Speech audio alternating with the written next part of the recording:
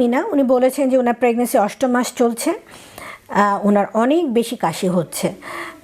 এখন এটার জন্য উনি কী ওষুধ খেতে পারবেন কিনা? তাহমিনা, আপনাকে আমি বলি যে প্রেগনেন্সিতে অনেক সময় যাদের মায়ের একটু অ্যালার্জিক টেন্ডেন্সি থাকে, বিশেষ করে শীতকালীন সময়টাতে অ্যালার্জিক টেন্ডেন্সি থাকলে অনেক সময় কাশি হয়ে থাকে।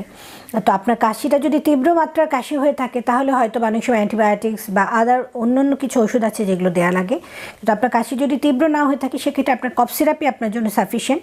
তবে এই ক্ষেত্রে আপনাকে কফ সিরাপের পাশাপাশি কিছু সাবধানতা অবলম্বন করতে হবে। যেমন আপনাকে ঠান্ডা লাগতে দেওয়া যাবে না, বেশি ঠান্ডা খাবার খাওয়া যাবে না, আপনি কুসুম গরম পানি খাবেন প্রতিদিন, হালকা গরম খাবারগুলো খাবেন।